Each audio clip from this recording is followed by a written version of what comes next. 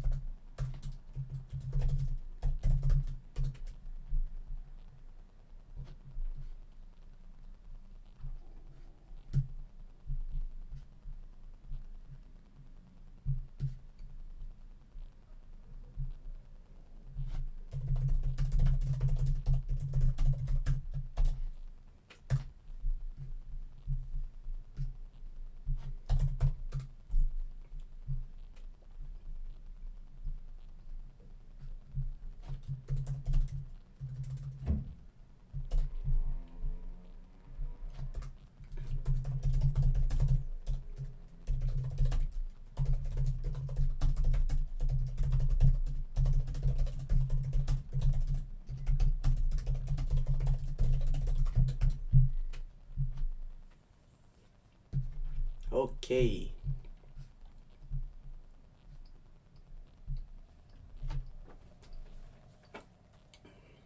I'm sharing a little bit.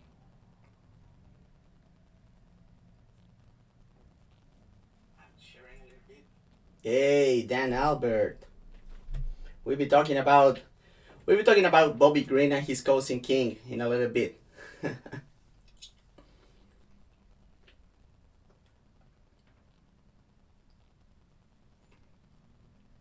We'll be talking about that for sure.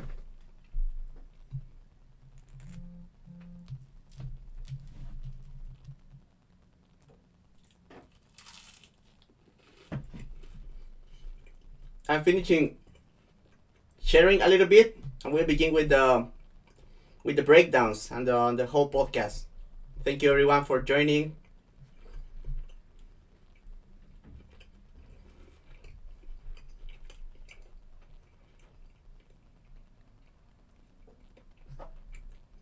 Remember to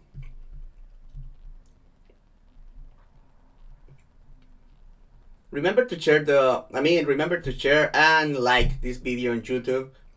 It helps a lot. I'm setting up my dough.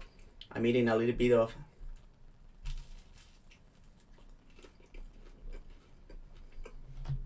Hey Ghost, thank you so much, man. You always have my back. I appreciate that.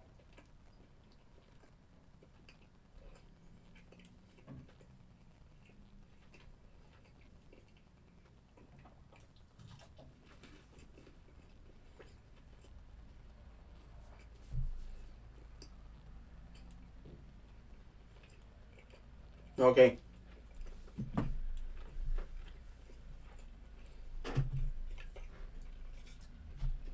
Rio, Dr. Jones. Okay, we have the family over here. I gotta say, I'm excited about this card. It's pretty good. Hey, James Kendrick, appreciate it. Turn on the notifications, man.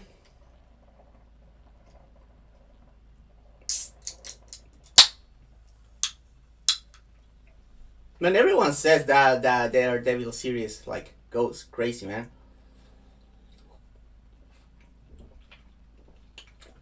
Anyway, let's move to the intro. Let's move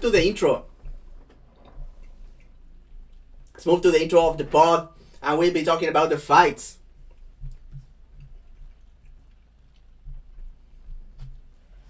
What's up, everyone? I'm Fenyo from the Fight Site, and this is the fall preview for UFC 313. I always gotta mess up the number. Numbers are hard, okay?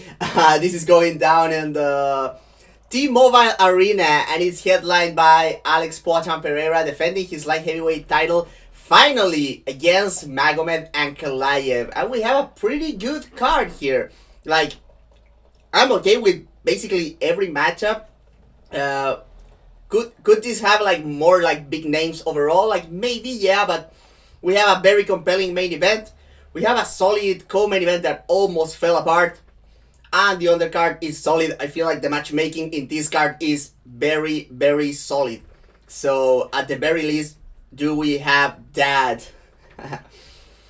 Remember, guys, that this is, if you're listening to the recorded version of this podcast, you can follow the Fight Side Presents on YouTube if you want to be for the live version. And we have like interactions with the chat, I'll be answering questions and that kind of stuff. If you just like the breakdowns as it is, there's always the recorded version on Spotify, Apple Music, and whatever else you use. So we have quite a few fights here. We have 12 fights. It was like close to being only 11, but we have a late edition. So why don't we get to our first fight of the night? And it's one that gotta say concerns me a little bit. Our first fight of the night is a bantamweight bout between Chris El Guapo Gutierrez and John Sexy Mexi Castañeda. So why don't we begin with my boy Guti here? Okay, so Chris Gutierrez, a leg kick oriented outfighter. Gutierrez likes to move on the outside, controlling the pace of the fight with his movement and feints, looking to set up his damaging leg kicks. Gutierrez needs little setup to his kicks as he's very dexterous kicker with impeccable timing. He can attack bounce, steps, resets, and retreats. In case of missing a leg kick, he usually hooks from the same side behind him and he's quick to recover stance and intercept incoming offense with a sharp jab. Gutierrez is at his best when he has his opponent reacting to feints and he plays the jab leg kick change-up and targeting all three levels with his kicks. As an outfighter, he has good movement and footwork. He can tend to circle too widely at times, but he check hands moving back and fire counters before pivoting. He has an underrated left hook that he could afford to use to throw more as a lead to the body and as a check hook countering entries. Knees and spinning attacks give him options and variety. Gutierrez's defense can struggle inside the pocket when he's not controlling exchanges with movement. And his pickiness about punching can leave him exposed against aggressive combination punchers. Wrestling defense has been largely inconsistent in his UFC career. When controlling the initiative, Gutierrez is a solid anti-wrestler as his front kicks and leg kicks disturb the base of wrestlers and his footwork kills shots early. Other times he can just allow people to push him to the fence or get on his hips and he can fail to address the hands quickly enough. Gutierrez is a solid grappler of his back, very good at recovering guard, and has decent get-ups from half guard and wall walking, but he's limited from the close guard. He can lose long portions of time when put flat on his back waiting for get-up opportunities. Cardio and durability are strong points, but he can be shaky mentally. That coupled with inconsistent boxing and takedown defense hold Gutierrez back. His opponent is John Castañeda, a stocky southpaw wrestler boxer. Castañeda switches stances often and he's at his best pressuring, but lately has been moving on the outside more.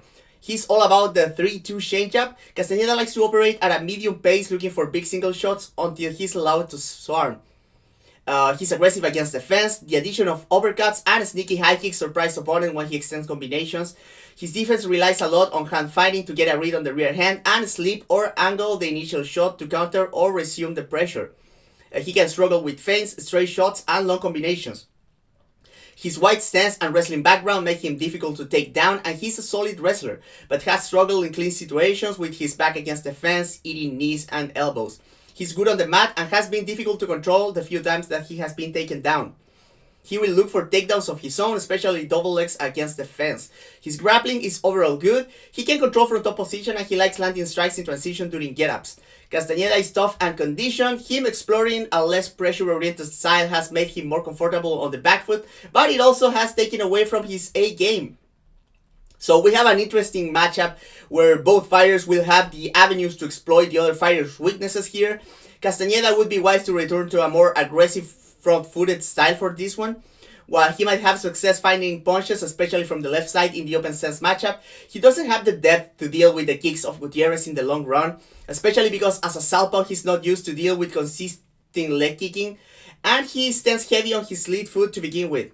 For Gutierrez, a big part of the success comes from not being trapped against the fence and not being put on his back.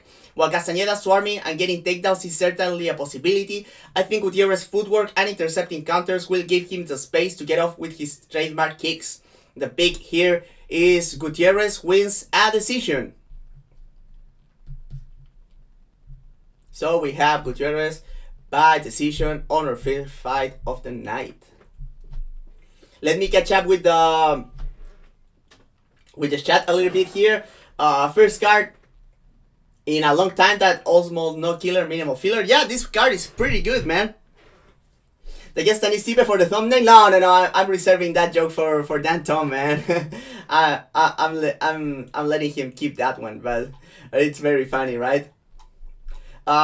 James Kendrick says Chris Gutierrez should win this easy. I mean, it is Gutierrez, you know, so he's kind of shaky mentally. I feel like he has a lot of big advantages here. I feel like he can kick Castañeda to pieces, but if Castañeda like pressures hard and put like punches and takedowns together against the fence, it could get sketchy for Gutierrez in this one. I'm always gonna pick someone who can punch off both hands against Guti and Martinez. Castañeda is that, so maybe you have your pick there.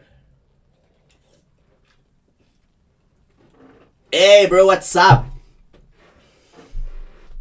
Glad to have you here. So yeah, I mean, this being the opener, it's cool, and this was like added like last minute, man.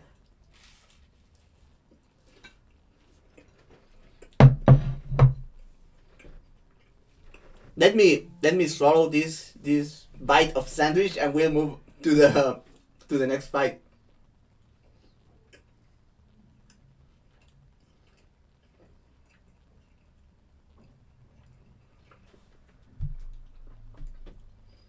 Give me a little bit, guys. I have to do something real quick here.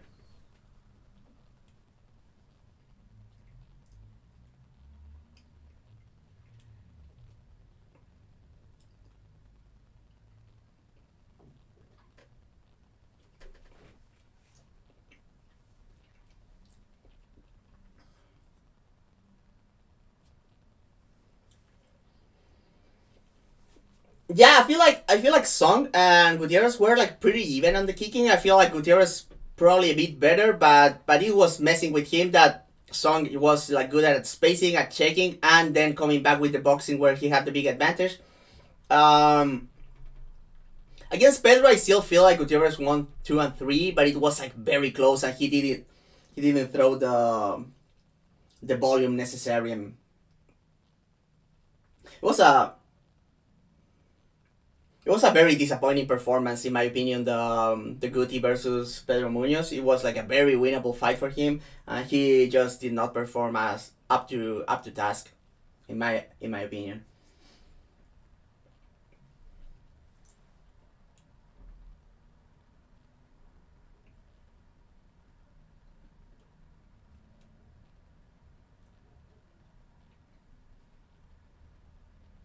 Yeah, I'm requesting an Uber for my girlfriend, and when that's done, I'll move on to the next fight. Okay.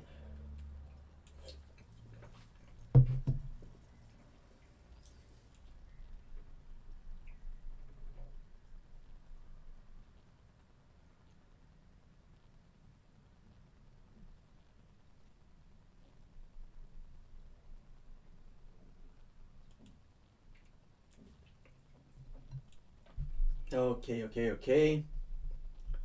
What's the next one, by the way?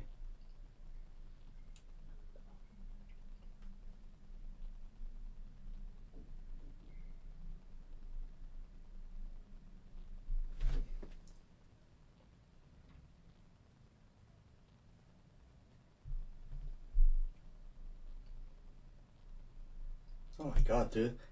Okay.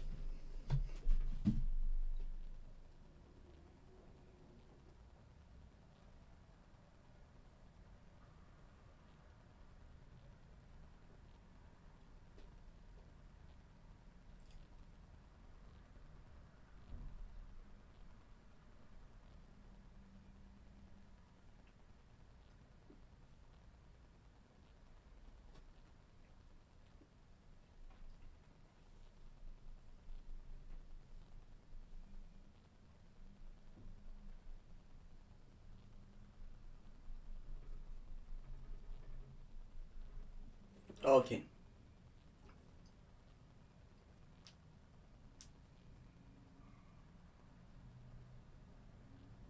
Okay, let's move to the next one. Sorry about that, but we'll resume. Oh man, it's hot as fuck tonight, man. Okay, we have Ozzy Diaz versus Jordan Santos.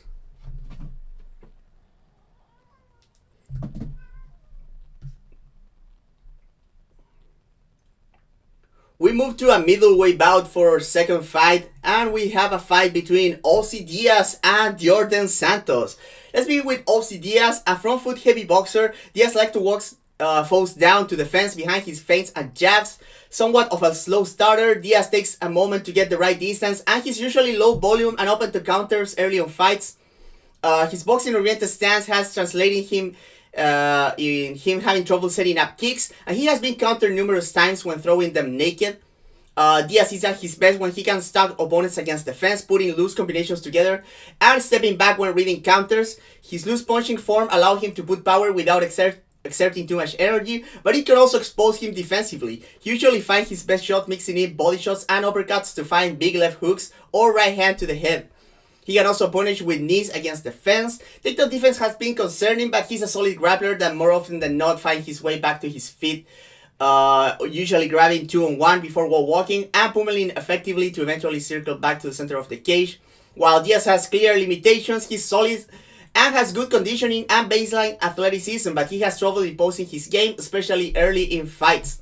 Against him, we have Contender Series product Jordan Santos, a kickboxer who revolves most of his game around the 1-2. Santos likes to hang out at range behind stepping feints, looking to find a home for his punches, be it on the lead or the counter. As previously mentioned, most of his volume comes from the 1-2, and while there is some jankiness to his mechanics, he's surprisingly versatile with his application. He can just bomb opponents when they don't react to the feints, or play with the timing if they do, and he can reposition with his footwork and counter with it. Kicks, especially to the legs, help him with a variety and setups at long range, and he will throw the odd flying knee against the fence too. He can be pushed back, and he's kinda picky and inconsistent with his volume, especially early in fights. When he gets opponents backing up, he will mix in uppercuts and hooks, but his mechanics are somewhat wonky, though he has shown a good left hook to the body from time to time. Defense is based around distance management and lean backs for most of the time. He's not afraid to mix things up with clinches, he's good at pummeling, and uses good head position. He chips away with dirty boxing and is content to eat time like this, and he will drop to the hips to get a double if available. Takedown defense is very solid. Grappling is a question mark at this level of competition. Overall, Jordan is durable and well conditioned. Decision making and lack of control of the pace of the fight are his biggest flaws. So Ozzy Diaz moves down to 185 after being on the wrong end of a highly real finish on his UFC debut. This is a fight between two boxers that could afford to go to the body a lot more than they do. While Santos might be the more thoughtful fighter overall, I think Diaz has the better process. Santos is more likely to accept the forward pressure, and while he probably has a footwork and power advantage, I doubt his defense will hold that against the fence. If the wake up goes well, I think it will be Diaz the one moving forward and punishing some of the defensive flaws of the Brazilian here. So my pick here is Diaz by decision. So we have Ozzy Diaz by decision. I think that Diaz is kind of a big underdog here. Like, maybe not big, but like sizable. I don't know how. Let me check how Topology has these guys.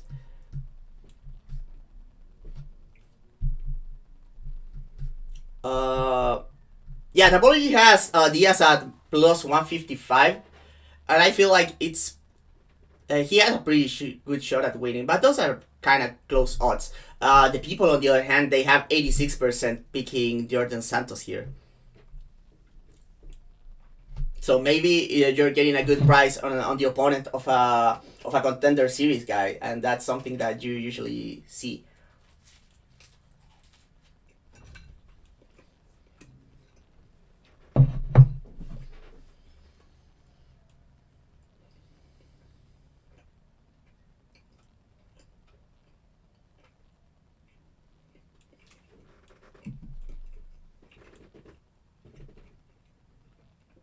He's also good at breaking the clinch and breaking with body shots along the fence.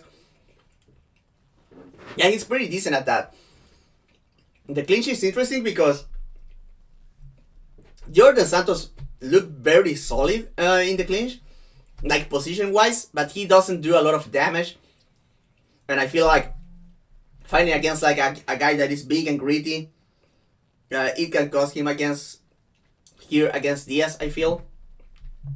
But this is like, even this fight, I feel like this one is very solid, in my opinion.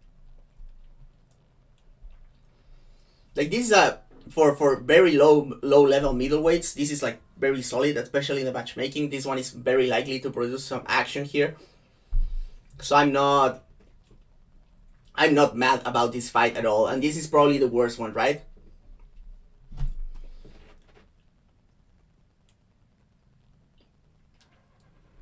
Okay, let's move to the next one. What's the next one?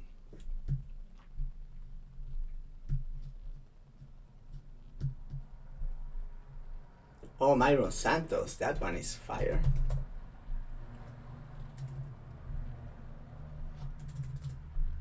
Jesus. Okay.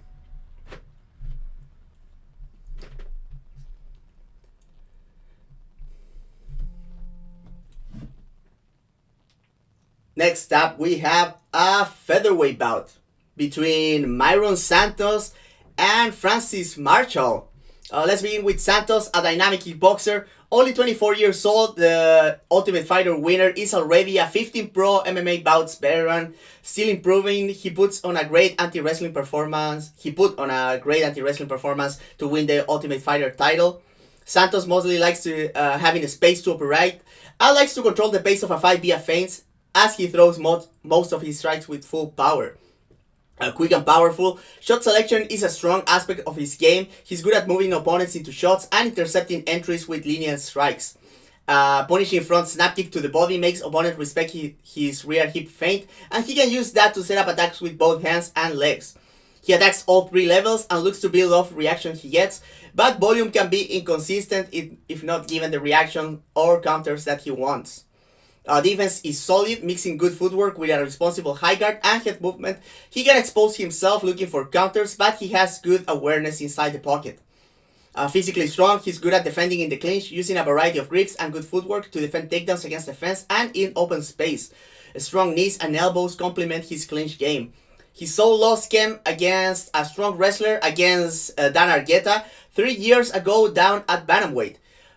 He looks more physical at 145 and has been getting grappling matches, so one can expect improvements in that area. His grappling remains a question mark at high-level MMA, and that coupled with some inconsistencies in his technique are the most apparent flaws of this promising prospect. Against him we have Francis Marshall, a high-paced wrestle boxer. Marshall is at his best walking people to the fence behind his compact combinations. He likes closing distance with leaping hooks and shifts. Marshall maintains good posture and packs good power. One of his specialties is following people fleeing the pocket and extending combinations. He's also good at punching over collar ties inside the pocket and during clinch breaks. He's a decent counterpuncher, but he can struggle when dealing with a good jab and feints, as all of his strikes are big. Marshall can also struggle with longer strikes, as he's reliant on constantly closing the gap with big actions. Against the fence, he's a grindy wrestler with many finishes to his single leg and also good upper body attacks. If he gets to the back body lock, he's also good at lacing the legs and working mat returns. Getting to the back is a strong suit. He's good at flattening opponents with his hooks and attacking with good ground and pound or finishing with the rear naked choke. He has struggled from bottom position against bigger grapplers though. Cardio and durability are solid, but his style can diminish in effectiveness as he loses explosiveness unless he can get to chain wrestling situations. Mairon cleared the wrestling test to win the Ultimate Fighter title, but the question mark around his lone loss remains. He has to once again fight a wrestler in Marshall and one that packs power on the feet too. It's not hard to see a repeat of the Argueta fight, as Marshall has a similar relentless style and presents more danger on the feet to boot. That being said, there have been clear improvements in the footwork, shot selection, and fierce layer of takedown defense of Mairon. That coupled with his athleticism and him finding the right weight class make me side with him. Marshall can win if he imposes his will early, but he needs a finish or his gas tank to hold up, and Mairon has a constant attrition game to make him tired. I think Mairon is able to defend and survive early to rally and get a third round TKO using his more efficient and refined striking. So yeah, that's the pick. Oh damn, I missed that. But yeah, the pick is Mairon Santos by knockout on the third round.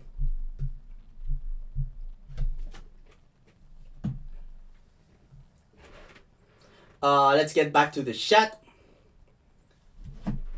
A little bit, let me check this.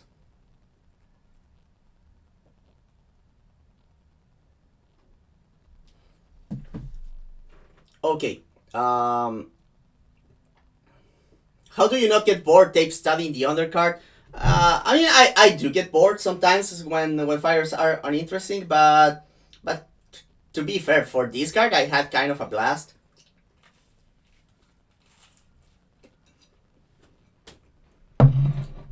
Like watching Kuniev was like the worst for this one.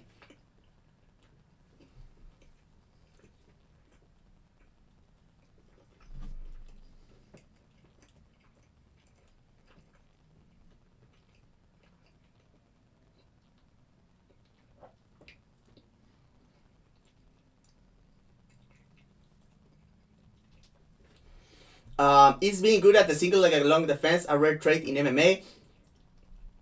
I feel like a lot of people are getting better at the Malkoun single leg.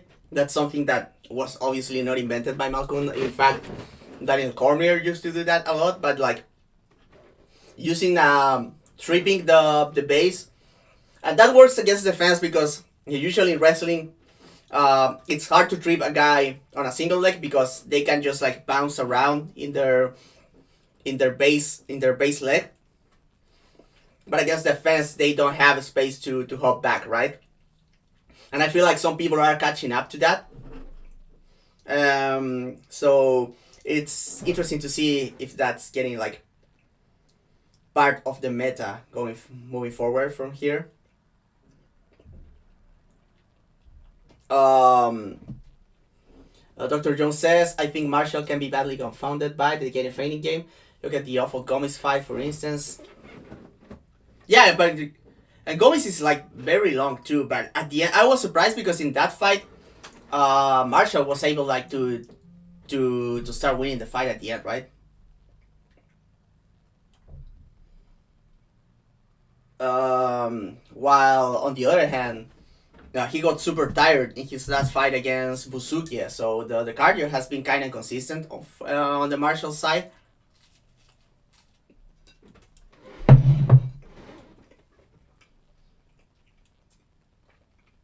I feel like he throws everything like way too hard.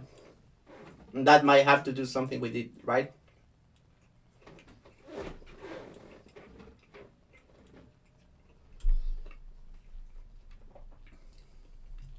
Okay. Let's move back to the next one. I mean, let's move forward to the next one. What is it? Morono versus Leal. Okay.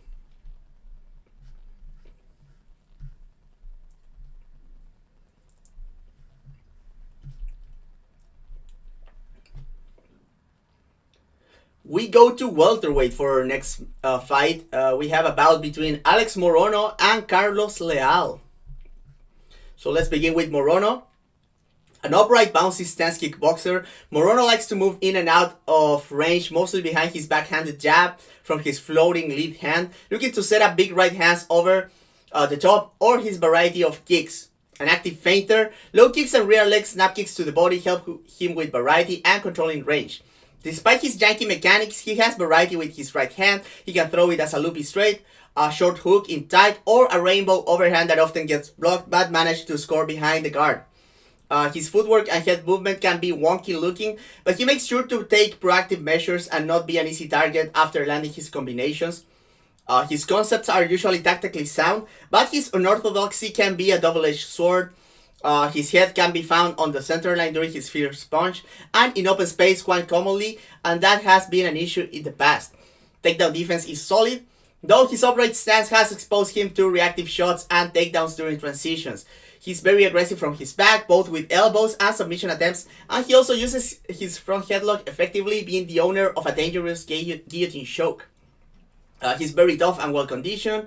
Has had trouble with pace and aggression in the past. Late into fights. His physicality is clearly diminished at this point, and he can also lose focus. Against him, we have Carlos Leal, a wide stance kickboxer. Leal likes to march people to the fence behind his wide, powerful rear leg kicks. From there, he looks to for spots to explode with his powerful 1-2, a wide rear hand, or roundhouse kicks to the body and head from both stances, or a flying knee. Leal is comfortable fighting out of both stances and switches accordingly to find his targets. When pushed back, he can jab from both stances, and is an effective counterpuncher moving backward with cross counters, lead hooks, and a surprising ability to time hooks switching back to remain safe. Head movement is lacking as he mostly relies on his spacing and counters to keep safe, but he's active blocking with his hands and leaning back when he has the initiative.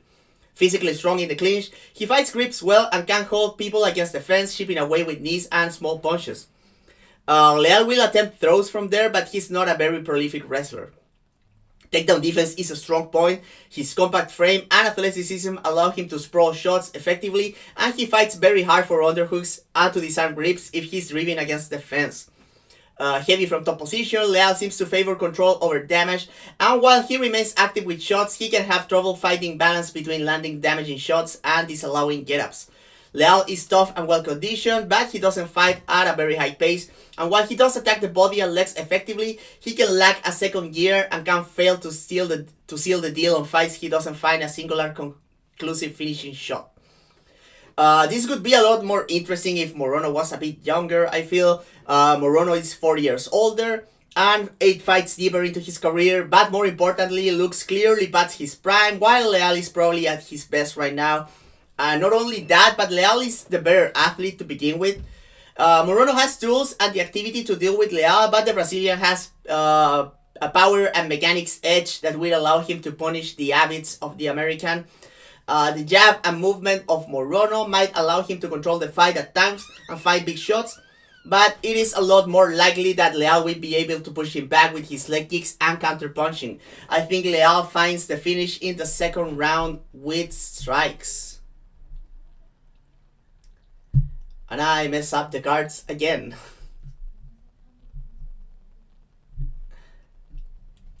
Okay, let's go back to the chat.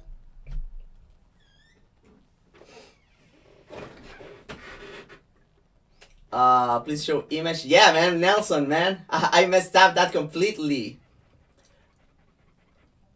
Morono is the lean version of Moreno. What's your opinion on Morono moving base? Do you mean like his stance? I'm not a big fan, but he kind of makes it work. Like the upright, like it's super like a. I think that Morono comes from a Taekwondo background, and he like tried to mix that with like a more boxing oriented style, and he's somewhat like. He has made it work somehow, but I'm not a big fan just because he like holds his chin up like super high, and he's like too upright to defend takedowns too, right? But he has to like make him work. I feel like Morono, to be fair, like Morono is like a better athlete than people think. Not now because like he's kind of old right now, but he used to be a pretty decent athlete. It's just that the UFC has like monster athletes, and he can struggle with those, right? Like Chaos Williams, Joaquin Buckley, these guys that are like way more, way stronger and faster than him, especially now that he's aging, right?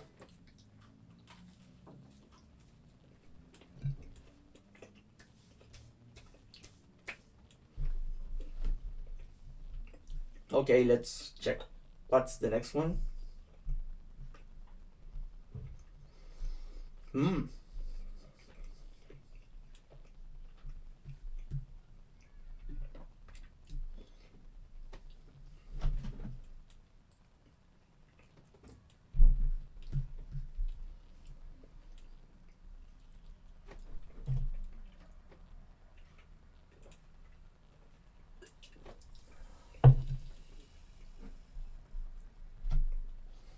We're back at middleweight for our next bout. We have a fight between Armen Petrosyan and Bruno Ferreira.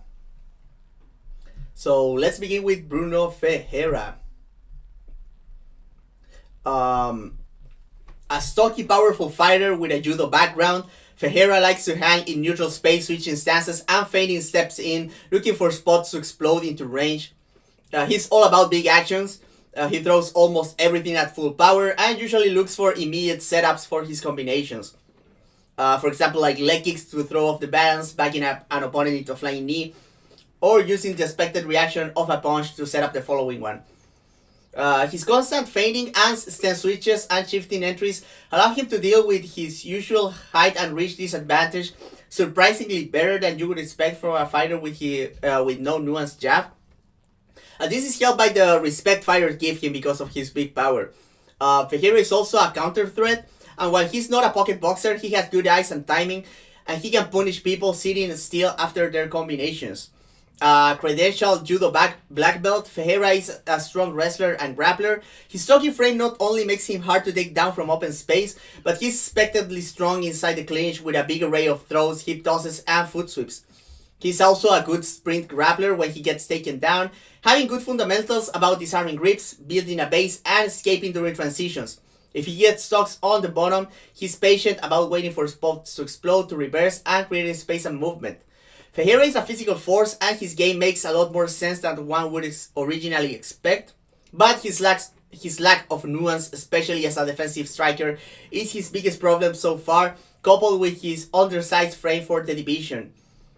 He's durable and carries power late into fights, but all of his big actions do make him tired in the long run, and his grappling loses effectiveness when he's not able to explode.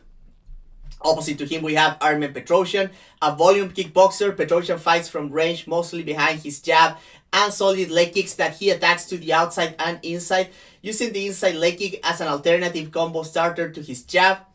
Closing the distance, Petrosyan remains basic but effective, either attacking with 1-2s or alternating hooks while moving his head when the range is too close. He usually does an excellent job of punishing exit with leg kicks and body kicks.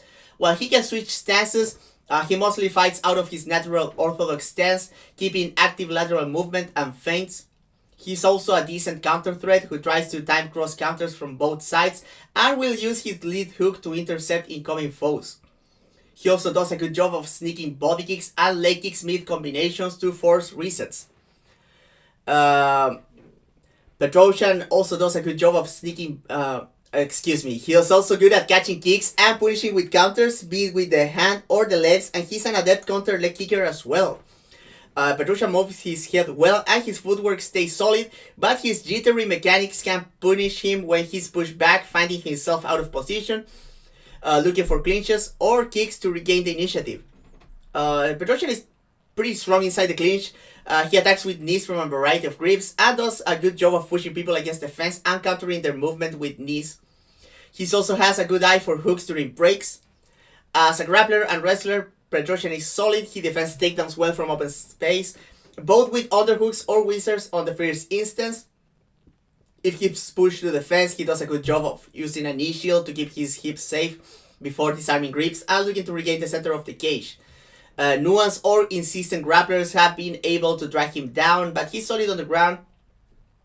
He does, though, tends to expose his back when wall walking.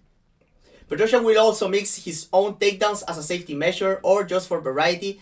He's a decent top position grappler who can attack with elbows while maintaining position, and he doesn't try to hold opponents too hard, allowing get-ups and looking to punish them in transition. Petrosyan is all around a very solid fighter, but he can lack dynamism and a second gear, which can cost him in close fights. For Ferreira, Petrosyan looks like a different version of the Abus Magomed matchup. Petrosyan is less powerful and not nearly as strong as a wrestler, but he's more active, consistent, and keeps a higher output. Magomed was able to set up his kicks, putting the Brazilian on the back foot, and exploding his constant stance switches, and the Armenian is very well equipped to do the same. While Petrosyan is more defensively sound than the Russian, his lack of apparent immediate danger might translate in Bruno being more aggressive here. Ferreira will be the bigger puncher inside the pocket, but he needs to make the most out of his opportunities. Petrosyan moves well around and won't stay inside for too long. There's also a chance that Ferreira goes to the grappling route here, and he probably would be in very good position to win if he finds himself on top on the ground. While a dangerous fighter, and he comes with momentum. While this is a dangerous fight, and he comes with little momentum, I feel like Petrosyan is basically too consistent and layered, plus pretty strong in the clinch himself. Ferreira will have openings to get the knockout on the feet or win from top position, but I think Petrosyan gets the decision here.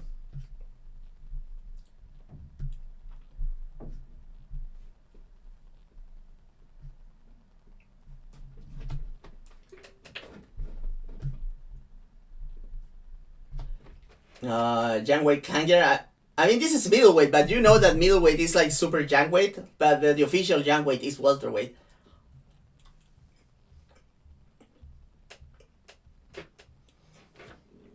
Let me catch up with you, James.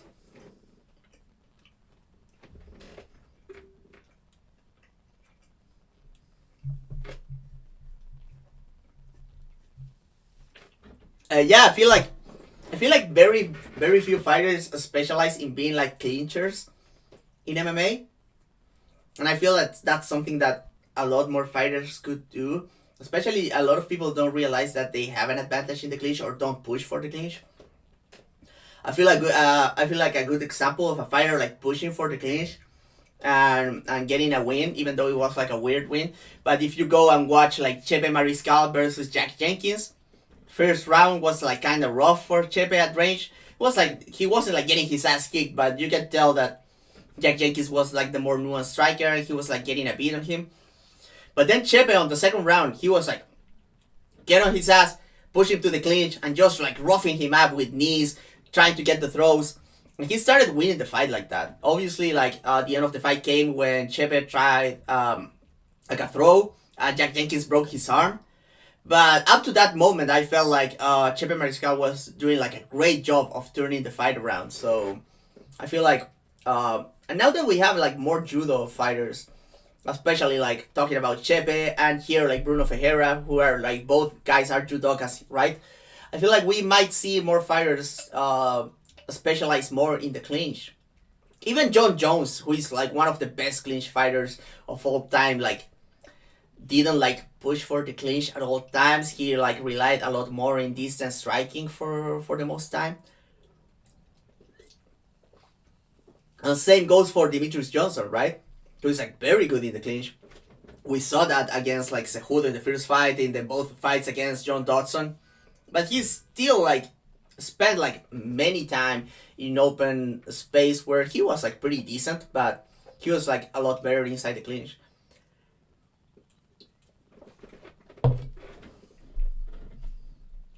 Okay, let's check what's the next fight. Oh, this one is a banger.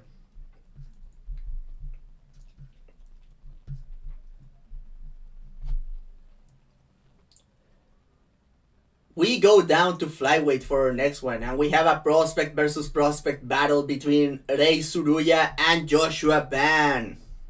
So let's begin with Tsuruya. Southpaw wrestler with an international Greco background. Tsuruya is at his best using pressure on the feet, walking people down behind the takedown threat. He attacks with straight shots and will put short combinations together with decent power. But he usually holds his chin up in the air and his head movement is basically non-existent outside of leanbacks. Distance managed is solid though. He fights out of a bladed stance and has quick in and out movement. He usually has real estate behind him because of his takedown threat, but his linear retreats can be concerning. Apart from distance, his defense relies heavily on clinches and level changes, obviously as a wrestler. He's obviously strong in the clinch, he will drive people to the cage and will look for knees and shoulder strikes for a variety of positions. Usually waiting for openings to work his throws, being particularly good at wizard kicks and headlocks. He's also the owner of a quick shot in open space. He can finish the double and the single. The lack of setups though means he won't always finish his takedowns, but he can use the entries to transition to the clinch and drive foes to defense. From top position, he's an incredibly creative grappler who excels at both flowing and controlling, and has a penchant for the scarf hold and taking the back. Variety of submissions and dangerous ground and pound from unorthodox position complement his dominant grappling game. Tsuruya showed some difficulties against a well-versed wrestler in his last fight, having issues with entries, setting up ground and pound, and getting tired. Other than that, his striking remains the weakest part of his game, as you would expect. And I guess we have Joshua Ban, and a smooth and athletic kickboxer. Ban is at his best walking people down, poking foes with his jabs, side kicks, front kicks, and leg kicks, gathering reactions. He either looks for spots to open up with tight combinations, or he waits for counter opportunities. Ban likes to counter early in exchanges, timing simultaneous counters, pull counters, or coming back off sleeves, and he carries power in both hands. He likes to attack the body often when putting combinations together. Ban doesn't have a lot of setup for his kicks, but he has good timing and speed, and he's sneaky with his left high kick at the end of combinations. Ban has defensive options with solid mechanics to his footwork and head movement, but he's not a very layered defensive fighter. This is especially apparent when hanging at range or when he's pushed back, being vulnerable when he doesn't have the initiative. He usually relies on his excellent vision and the control of the initiative. His pressure gives him the tools to keep himself safe. His takedown defense is also being a very strong on the first layer, with his vision and pressure being aided by an explosive sprawl. Against defense, his athleticism and low center of gravity have helped him defend most takedowns, and he's urgent about digging underhooks. He has shown a good ability to find takedowns of his own with a good level change and solid timing, and has also shown the ability to maintain top control while landing solid ground and pound. Other than flashes of good athletic scrambling ability, not a lot is known of his grappling against high-level opposition though. He did answer some of the question about his anti-wrestling and freestyle defensive wrestling in his last outing. Joshua Ban is very athletic, tough, and well-conditioned. His defensive flaws when pushed back are his most notorious flaws. This exciting prospect matchup at flyweight is a true two-outcome fight. The question is, can Ban keep it on the feet and survive on the ground if he's taken down? Ban is probably not the technical wrestler that Hernandez is, the last opponent of Rei Tsuruya, but he's more physical, athletic, and also a more dangerous striker. This could translate in Tsuruya having to shoot from poor positions, and Ban is very strong on the first layer. Not only because of his sprawl and heavy hips, but also because of his footwork and shot selection usually keep him safe. Tsuruya might only need one takedown to take over, as we still don't know much about Ban in the ground. But if he's able to keep things fundamental and ride out any potential bad positions early in the fight, his striking is perfect to exploit the habits of the Japanese. I think Ban survives a tense first round and takes the momentum back to get a stoppage via strikes on the third round.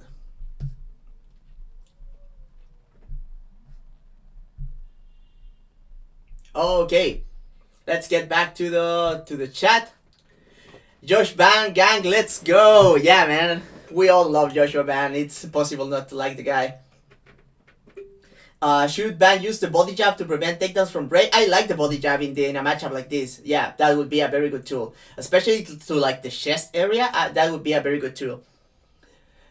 Seems like a good kid and also one of the most interesting fighters in the UFC altogether. Yeah, he's great, man.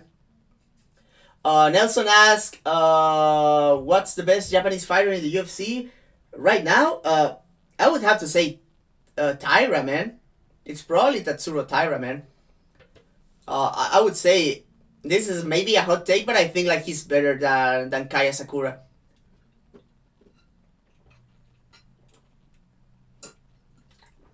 I feel both of them lose to Pantoja though.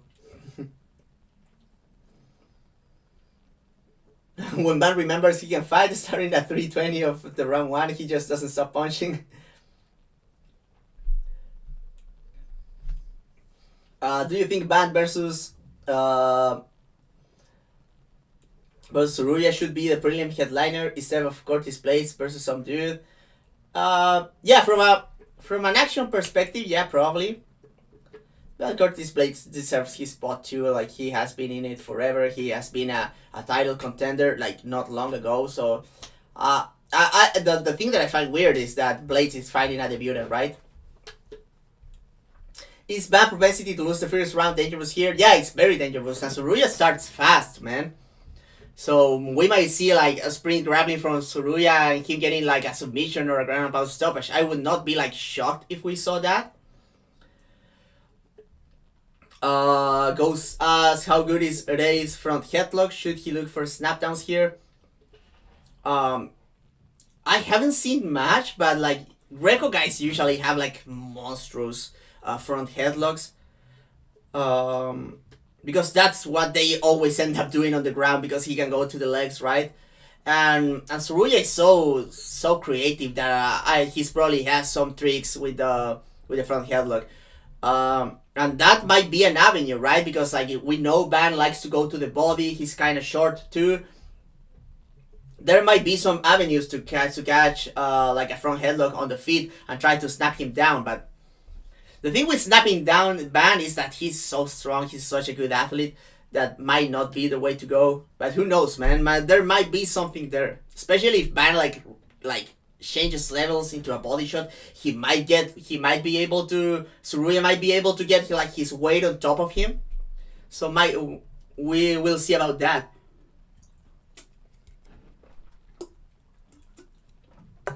Okay. What's next? Okay, we have the headliner of the prelims. Is this it? I don't know.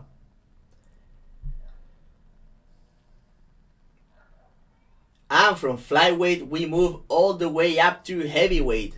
We have Curtis Blaydes against debutant Rizvan Kuniev. Let's begin with Blaydes. A former NJCAA wrestling champion, Blaydes has turned into a well-rounded MMA veteran. Blaydes has been focusing on building a consistent and reliable MMA game throughout his career, ironically into inconsistent results. Bigger here than he gets credit for, Blaydes' striking has been hit and miss. At his best, Blaydes stays agile, potentiating with a solid jab and proactively moving away from shots, using the threat of the takedown to set up strikes and vice versa. At his worst, Blaydes can be shaky and sloppy and can present big lapses of poor defense or predictability for his opponents to exploit. He has some solid ideas about moving his head and feet, but haven't found the consistency and confidence to rely on his defense. His wrestling is obviously his A game, but he has gotten more picky late into his career when it comes to shooting, waiting for opportunities to get clean on his opponent's hips. Blaydes is a good chain wrestler who can attack the legs and from the clinch, and he shines when he can get his foe flat on his back away from the cage, where he can put his big ground and pound and wrist rights to good use. While cardio is above average for the heavyweight division and he pushes even when fatigue starts to show, his effectiveness can be diminished late into fights. Other than the aforementioned defensive flaws, it looks like a lot of Blaydes' issues come from the confidence and overthinking. His opponent is the debutant Rizvan Kuniev, former PFL fighter, and he came through Contender Series. A well-rounded heavyweight with sneaky athleticism, Kuniev can be low volume and picky, but he's capable in every facet of MMA. Mostly a kicker at range, Kuniev is not the fastest, but he's surprisingly flexible, having good variety and shot selection with his kicks, and he's able to counter kick pretty well. He's not a nuanced boxer, he packs power in his hands, but he usually crashes into the clinch after 2 or 3 punches, and he doesn't move his head mid-combination. His defense at range is solid, with good distance management and kick defense in the form of both catches and checks. Things get messier inside the pocket, as previously mentioned, and during transitions where he can hang his shin high and lose his footing. The clinch might be his best area, especially when he gets a single collar tie or underhook and uses strikes on the other side. He's solid with knees, elbows, and punches. He's also good at creating space to let go with boxing combinations and smothering his opponent quickly again. Not a very strong offensive wrestler, he usually grinds attempts against the fence, looking to complete trips or connect the hands for a single or double leg. He has strong takedown defense, and he's an opportunistic scrambler that will take top position from opponents' mistakes. He has a solid base from top position and mostly lands ground and pound with the wrist right during get-ups. Cardio is okay, and he's durable and very composed. Falling into low volume lapses and grinding for takedowns too much are some of his biggest flaws. Okay, so Blaydes puts his ranking on the line against newcomer Kuniev here.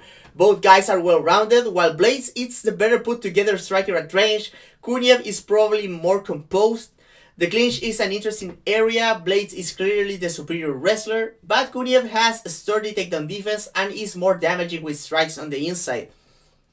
Blaydes probably has a cardio advantage, and I feel like Kuniev lets opponents too easily into takedown attempts, and Blaydes is on a different level to his previous opposition when it comes to the wrestling. I think Blaydes can struggle with the kicks and clinch striking, but his mobility and straight punches at distance plus his takedown threat will allow him to take over. My pick here is Blaydes wins a decision.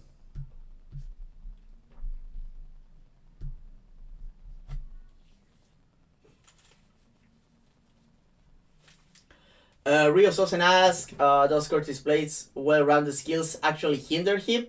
For a heavyweight, he's quite skilled. I feel like yes and no. I think obviously it is always good to be like more well-rounded, because like Curtis Blaydes still knows that he's like a specialist in the wrestling area. He's not afraid to strike, and that's good, right?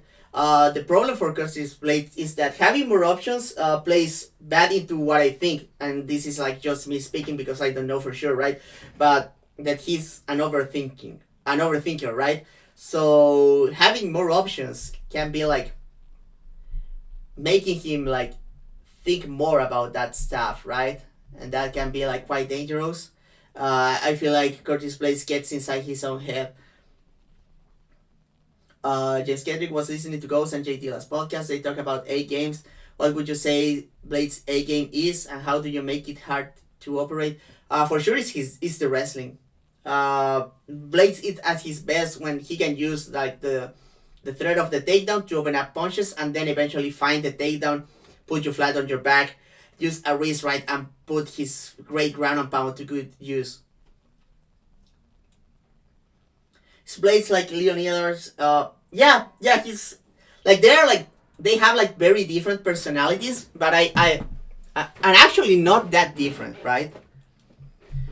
I think they're quite similar in that sense. The difference is like that obviously like Leon Edwards is a very good defensive fighter in every area of MMA.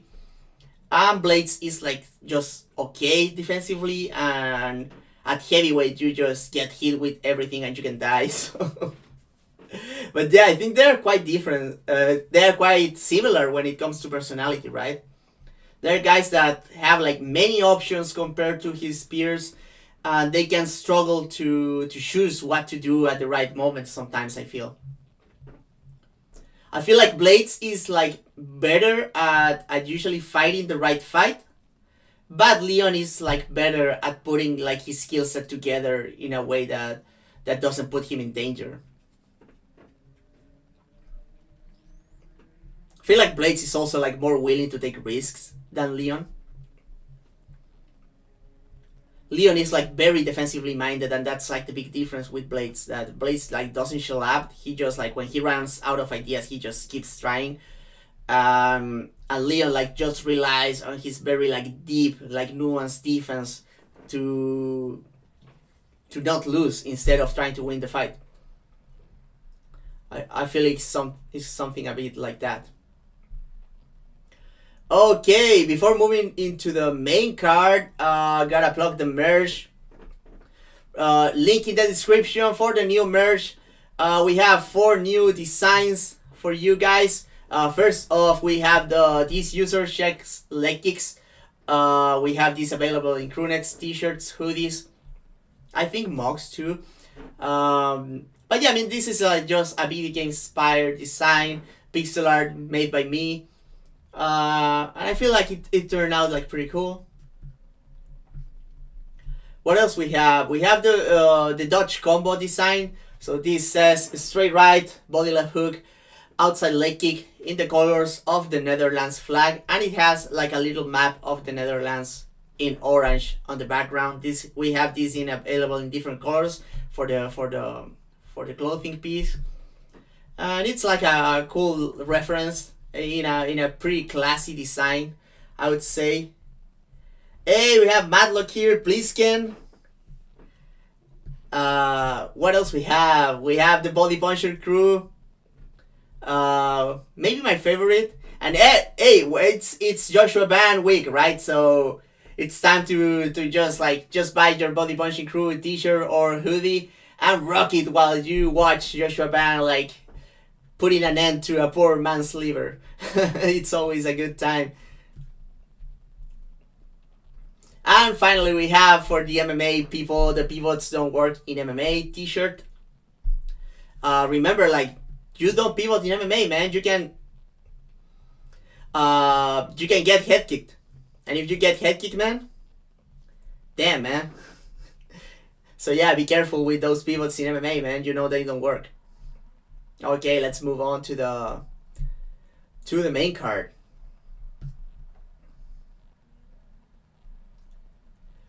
Opening the main card, we have a lightweight bout between King Green and Mauricio Ruffy.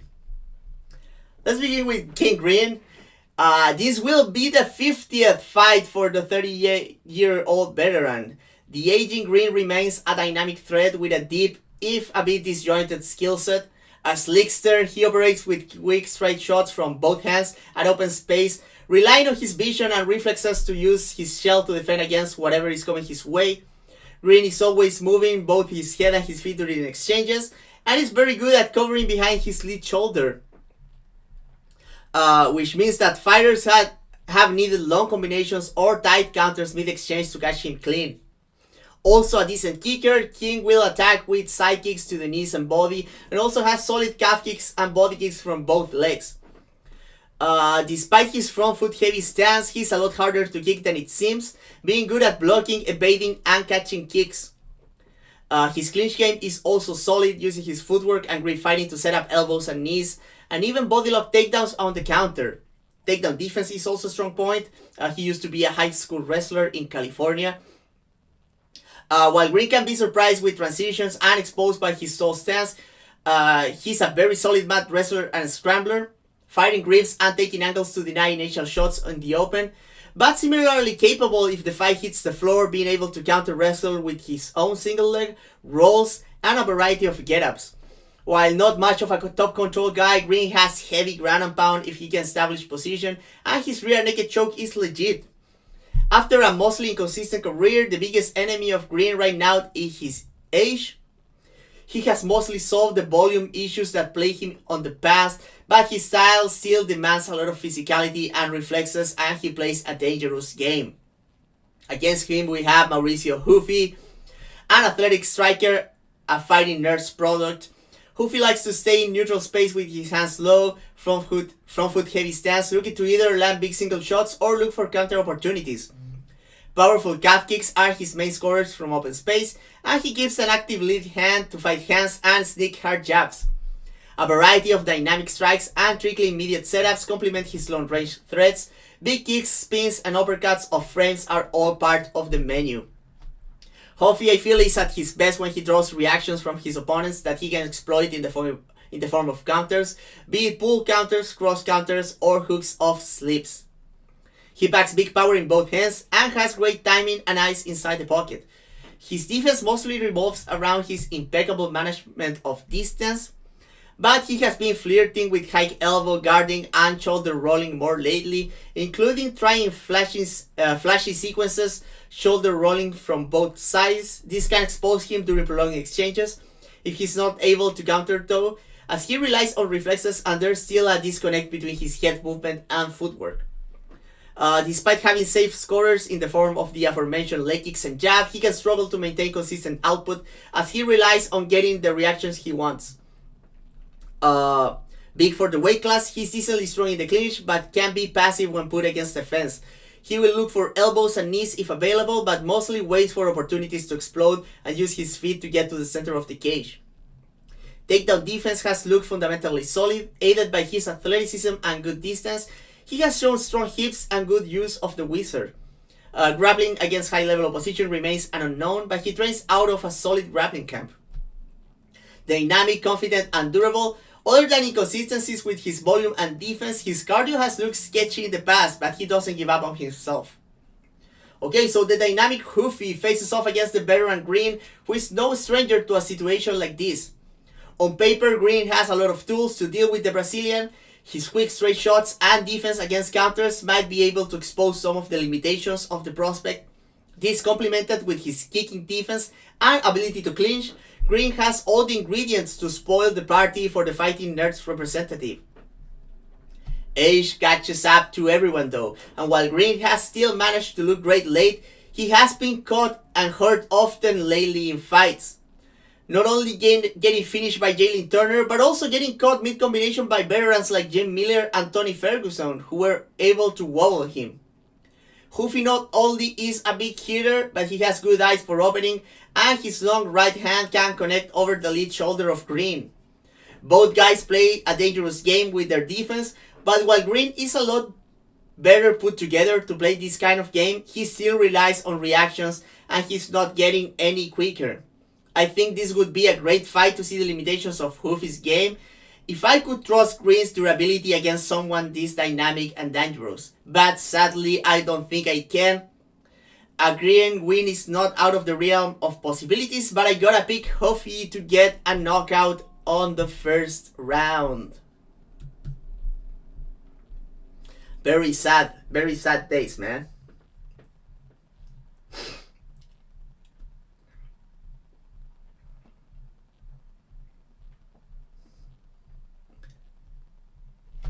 Okay, some questions here. Just in time for my boy King Green, who I root for, even though I think he loses. Yeah, same, man. I gotta side with Ruffy, man. But I really think that King has all the skills to win this fight, but man, he has been getting hurt, by Tony Ferguson and Jim Miller. It's like a scary proposition if you're looking to fight against Ruffy, man. Is Ruffy the weakest of all the Fighting Nerds? Well, of all of them, no, but of the big four, that would be like Jan Silva, Ruffy, Prates, and Caio. I feel like he has the lowest ceiling on the division, I think.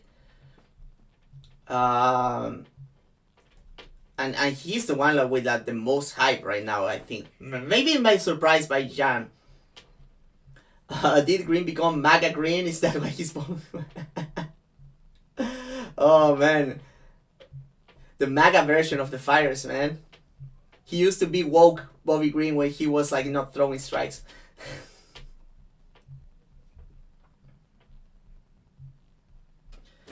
Man. King Green needs to go MAGA, man. That's the only way of winning fights in today's landscape. Woke fighters don't win fights, man. It's a sad reality. It's a sad reality of the country we live in. I don't even live in America, man. Okay, let's move to the next one. Okay, we have the gals.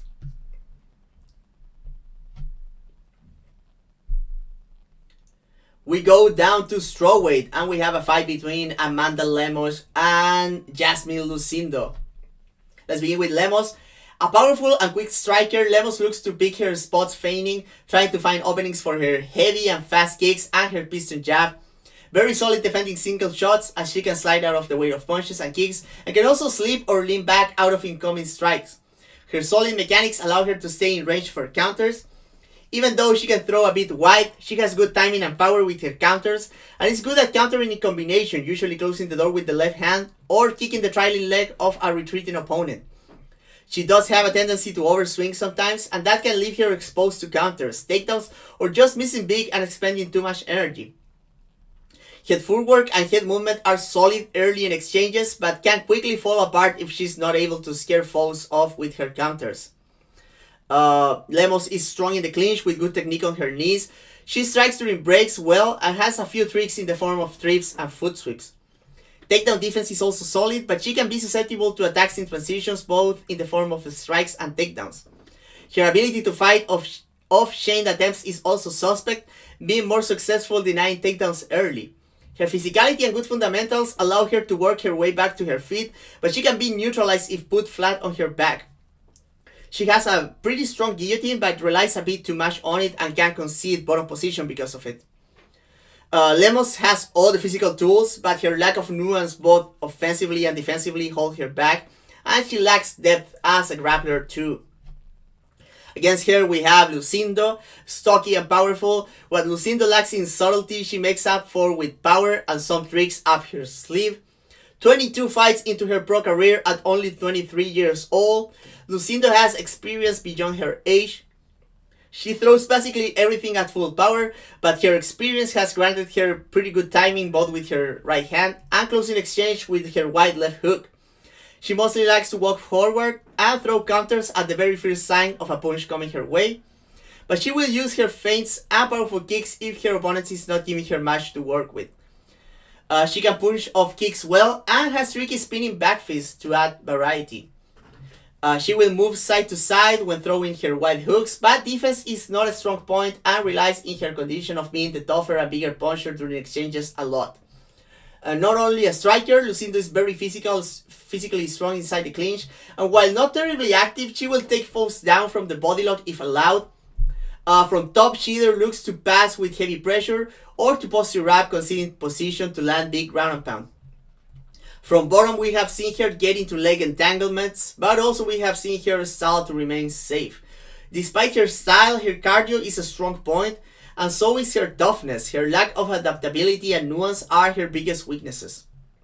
This is a fight between powerhouses. Getting takedowns or at least use the threat of that will be key for Lucindo in this matchup, in my opinion, as Lemos is one of the few girls in the division who is a quicker, harder hitter than her. If we draw parallels with her common opponent in Marina Rodriguez, we can deduce that Lemos will be more comfortable fighting a fellow hitter. Lucindo kept her composure well, but was trying to limit exchanges with Marina and struggled during prolonged exchanges. Lemos is also very strong in the clinch. Lucindo might want to find takedowns during transitions, as she's not likely to just drag down Lemos inside the clinch. Lucindo might be able to take over late here, while both girls are like decently conditioned and both have gotten tired. I think like Lucindo seems more composed late into fights. Despite the avenues that Lucindo has and the fact that she keeps winning, I feel like this is a bad matchup for her, especially on the feet. I think that Lemos wins a decision, having the best moments on the feet and avoiding danger on the ground. And I'm picking a decision here because I feel like Lucindo just being like so young and so tough, I feel like she's not getting finished here.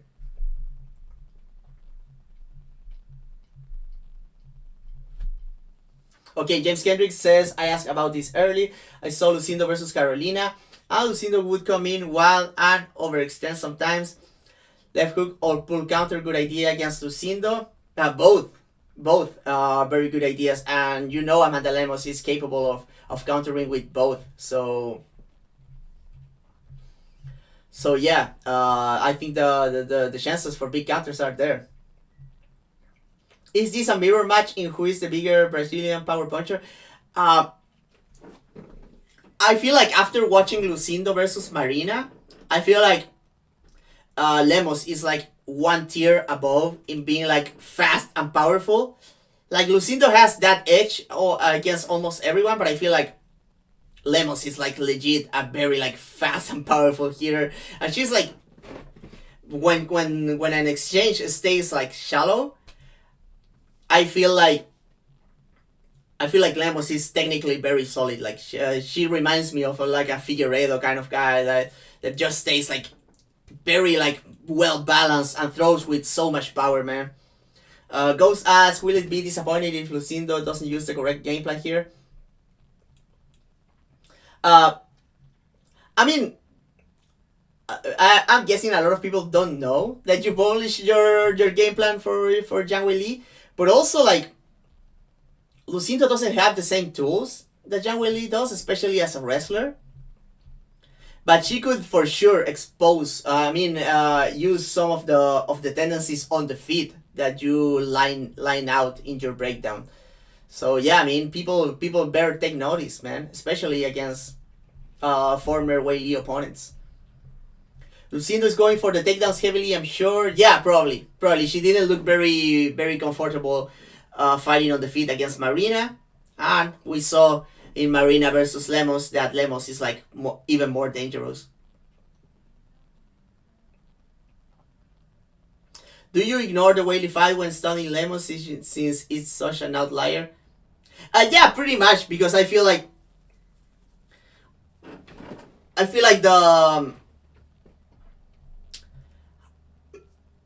not that Weili is like, I mean, she is, but it's not because Weili is like way better than everyone else. It's just that she has a very particular skill set for this division.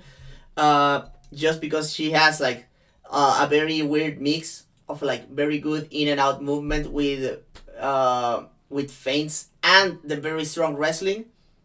While Lucindo is a lot more bare bones, and she's also like more plant on the feet. So I feel like the application is very different. But she can exploit what I was telling to Ghost early here is that she could exploit some of the tendencies that Lemos has on the feet, and if she can like make her overswing and then counter on top of that, I feel like Lucindo is one of the few like fighters in the division that could make that happen. Not saying that I'm expecting it to. In fact, I'm not expecting her to, because I'm picking Lemos here.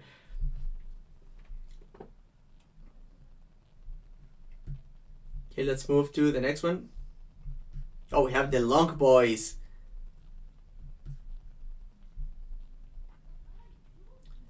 We're back at lightweight for a fight between two very tall individuals. We have Jalin Turner against Ignacio Bahamondes. Let's begin with Turner. As I said, a very long striker. Turner is dangerous both from the outside and inside the pocket. He changes stances often and can establish range with long 1-2s and front snap kicks to the body from both stances. Turner likes to use leg kicks against moving targets and likes to counter entries, be it with intercepting knees, punching off checks, or looking for same-time punches. He targets the body often with both kicks and punches and puts together layer combinations. Very dangerous on the inside with the lead hook. He can land it on the counter after a long rear hand or of a single collar tie. Turner's first layer of defense is very solid and mechanically sound, but he relies on controlling the initiative on the inside. He can get offensively minded during exchanges and be open to counters.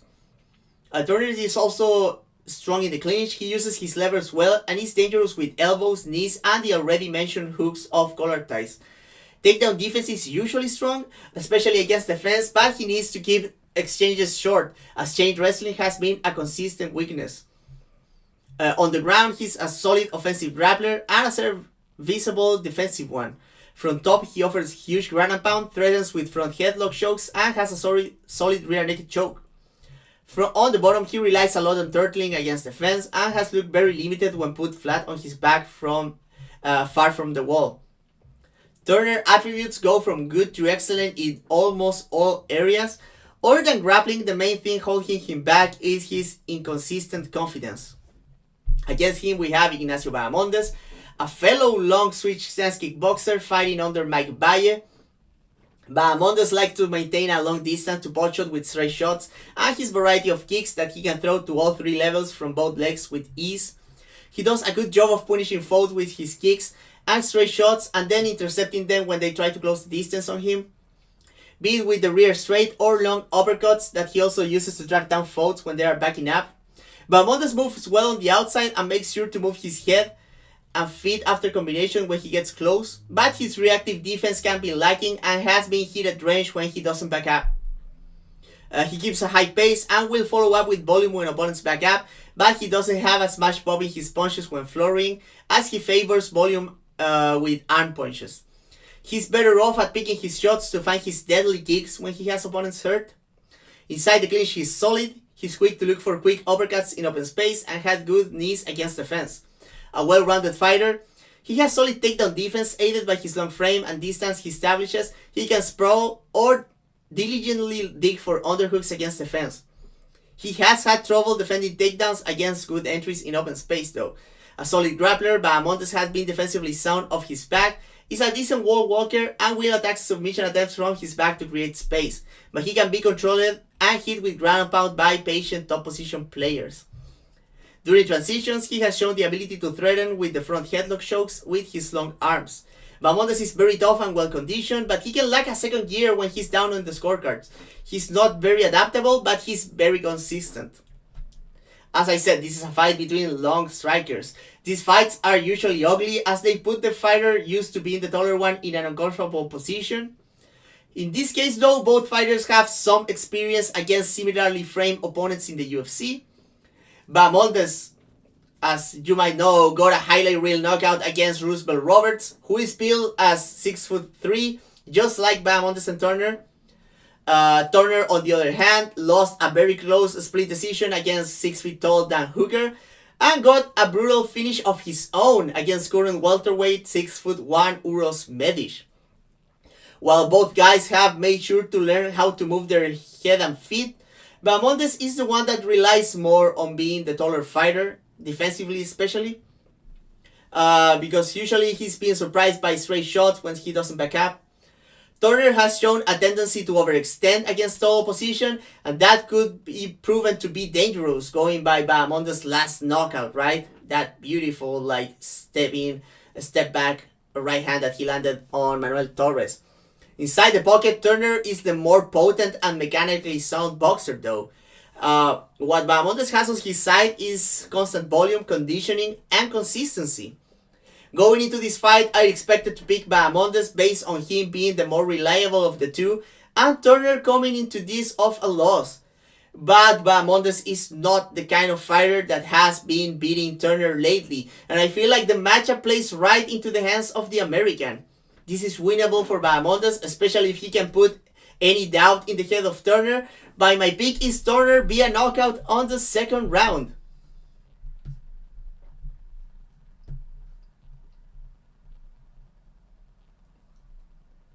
Your hair looks delicious today. Thank you, man. I just can't wait to get a haircut though, man. This is a banger. Is this the Dallas lightweight fight? I think this would be tied with Bahamondes versus Roosevelt Roberts, because that was like 6'3" versus 6'3", and this is like the same. I feel like Turner is taller than both of them though. I'm not quite sure. James Kendricks asks, can Turner create volume with his jab and use it to get collar ties here for easy clinch entries? That would be a very good idea. Because like Bahamondes is active with uppercuts inside the clinch and he's urgent, but I feel like by Turner is like a way bigger puncher here. Does Bahamondes have layered defense? Asks Jimmy Kudo. Is he process based or opportunity based? I feel like Bahamondes' defense is good when he's being preemptive. Like he has he's like very road.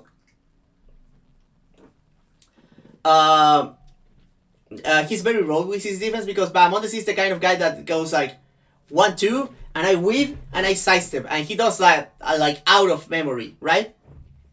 He's not very organic with his defense, but he has very well schooled defense. The problem with that is when he gets like into messy exchanges and he has to react, he doesn't always go for like a slip and a pivot or something like more mechanically sound. He starts relying on backing up, and he usually backs up in linear retreats, standing very tall. Nelson Moreno says, wasn't Turner versus Dan Hooker a similar fight? I think Bahamondes a fresher version. But I feel like Bahamondes is a very different fighter from Dan Hooker. Especially because Dan Hooker has something that he has in common with Turner, is that Dan Hooker is a dangerous puncher in the inside because he has a very good lead hook. He has a very powerful left hook, Dan Hooker. And that was like an equalizer against Jalin Turner, who is like the hooker inside the pocket. So just saw it in the fight, like both guys like catching each other inside the pocket with big punches. I feel like Bahamondes in this case, he's like a more consistent, like he keeps like a higher pace than Hooker, but Hooker is like has like more weight to his strikes. Like when he lands a leg kick, like it's dense, and he tries to find like these big punches that are kind of stiff.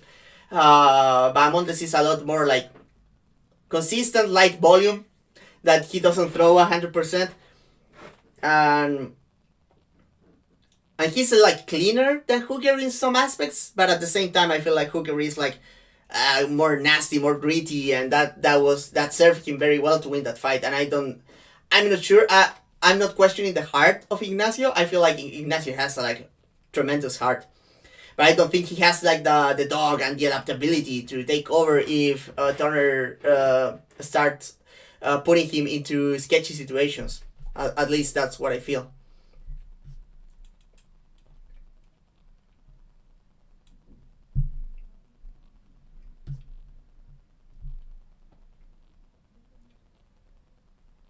With that, we're on to our co-main event. We have a short notice rematch. Justin Gaethje takes for the second time on Rafael Fiziev after Gaethje's original opponent, Dan Hooker, dropped out. This is with like 10 days of notice, by the way. So let's talk about this. This rematch comes with some asterisks. Fiziev only appearance since their first meeting was against Gamrot, and he suffered a gruesome ACL injury there. Gaethje, on the other hand, had a brilliant performance avenging his loss to Dustin Poirier, and then he got schooled and subsequently brutally KO'd by Max Holloway 10 months ago. We just gotta assume both fighters are still relatively themselves after the injury and big concussion respectively. The first fight saw Fiziev getting ahead early, using his kicking game, immediate setups, and tight combinations to get inside and put numbers on Gaethje. During the third round, Gaethje took over with a little assistance of one of his reliable and never punished eye pokes, mostly via finding his jab and Fiziev fading. Fiziev is all about big actions, and his bodywork wasn't enough to tip the conditioning aspect to his favor in the first fight. When it comes to adjustments, you would expect Fiziev to be more measured with his combos, favoring accuracy over sheer power, and probably box to the body more this time around. Gaethje, on the other hand, would be wise to find his jab earlier in this instance. He could probably also afford to leg kick more and put the threat of the wrestling out there more often. Seeing this, you would expect Gaethje to just resume what he was doing on the third round and have an easier fight this time. But Fiziev is sharp early with his distance and counters, and he's on the positive side of the age and wear and tear equation, assuming his knee is completely healed. On the other side, it is concerning that Fiziev took this fight with only a week of notice, since he was the one getting more tired in their original meeting. Gaethje comes with a full camp, but he was getting prepared to fight a very different opponent, especially frame-wise, in Dan Hooker. Sometimes the change of matchup can be prejudicial to the fighter with a full camp, since they're not always able to adapt the tools they were working on. But Gaethje has the advantage of already being familiar with Fiziev, his dimensions, and his feeling inside the cage.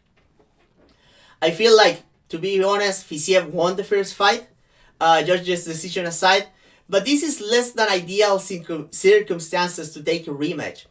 Gaethje did look flat against Max and was brutally put out, so there's no guarantee that he will be the same he's ever been either. If Gaethje is still durable and can work his jab early and put on a pace, this fight is his for the taking. If Fiziev has been working on adjustments, or him and his team are capable of putting together a game plan that he can follow, he also has a good chance, especially if the cardio is there. This feels extremely 50-50 with Gaethje holding some key advantages, but you would assume time is rougher to him than to Fiziev right now.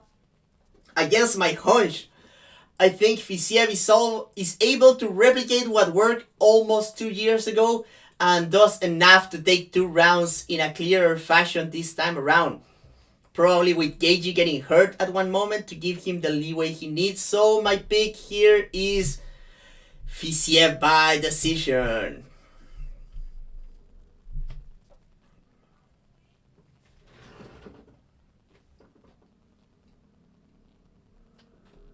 Okay, let's get back to the shot. Do you think Fiziev can switch high kick when Justin dips into the open side? Justin needed a full camp last time to stop deep into the open side. I would expect if Justin was working for Hooker, you would expect him to like try to not deep very deep. To not like bend at the waist so much, because that Dan Hooker has like the nasty knees, right? But Fiziev should try the left kick from the switch and from the and straight out from southpaw to the head more in this matchup, I feel. Problem with Fiziev is that he's stumpy. Like, he's not only short, he has like short legs too. And he obviously has the dexterity to land head kicks on Gaethje. The problem is that he has to throw them from pretty close. But maybe that plays into his advantage, right? If Gaethje can remember his jab from round 1, he wins. Yeah, I feel like the problem with the jab on the first round is that he wasn't liking it too much, because he felt like Fiziev was ready to take his head off with a cross counter. So, but I'm expecting Justin to come out with a jab. Hopefully, so we have a good fight. Fiziev has some answers to the jab this time around. I saw Joanna Dangerfield mention this, but does it annoy you that Justin Gaethje almost never uses his world-class jab? Yeah, it's very annoying, to be honest.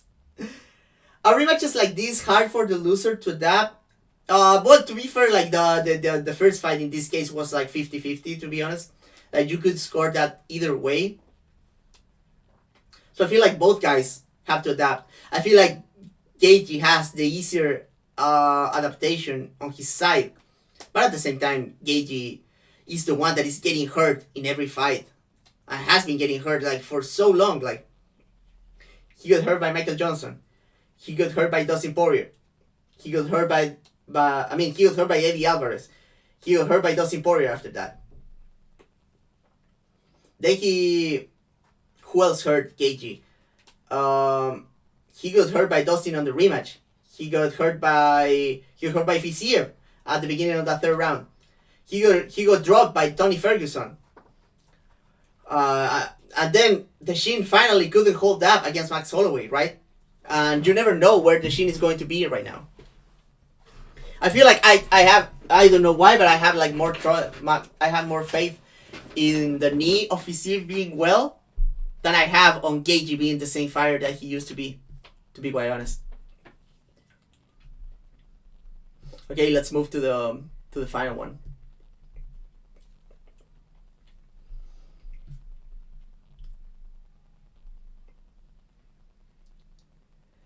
And we get to our main event for the light heavyweight title.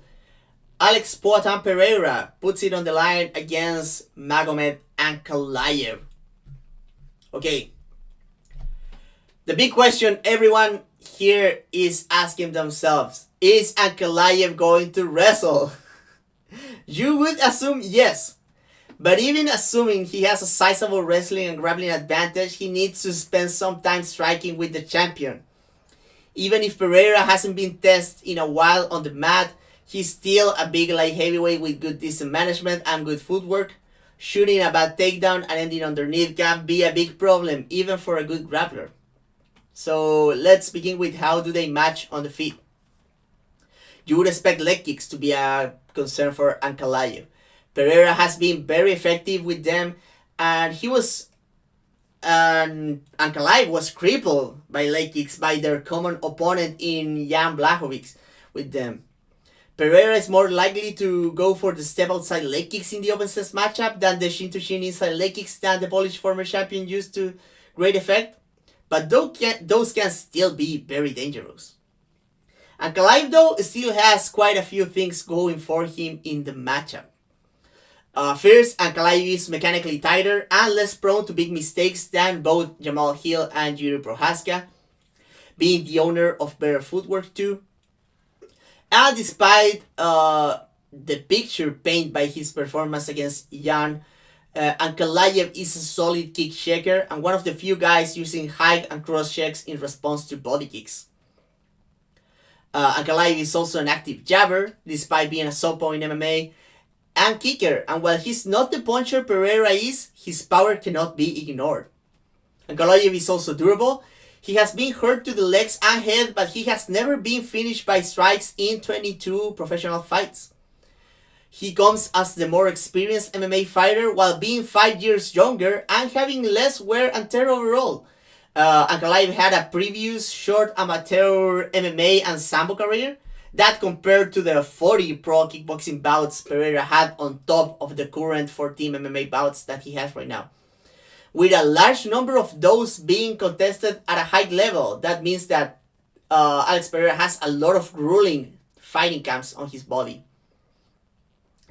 So on paper, Ankalaev, just as a striker, has quite a few points in his favor, points that previous title challengers did not have. Now, if you add the wrestling on top, you can see why Ankalaev is quite a compelling challenger here. If we take their bouts with their common previous opponent in Jan Blachowicz, we might get some insight here. Jan was successful not only kicking the legs of the Russian, but also just disengaging and not falling on his footwork traps when played with his foot positioning and lead hand. Pereira has been troubled in open stances by hand fighting in the past, but Ankalaev likes to use his lead hand more to jab to disguise his angles and fire the right hook on the counter, or the left hand if the opponent retreats, based on his foot positioning. And if he gets frustrated and just enters the pocket, it can be game over for him. I already mentioned Ankalaev has never been finished by strikes in MMA, but he also has been rocked on the feet, and we know Pereira can finish anyone with the right shot. On the flip side, Jan was able to take down and control Pereira for prolonged periods of their fight, finally losing the fight because his grappling heavy approach made him tired and he did not score much damage from the position.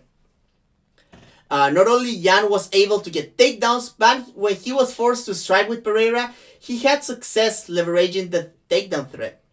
We've seen Pereira freeze defensively numerous times in the past, especially when he's unsure if what's coming is a takedown or a strike. Ankalaev, on his part, was able to easily out-wrestle Blachowicz in one or no legs nonetheless, as he only started grappling when he was heavily compromised in that fight.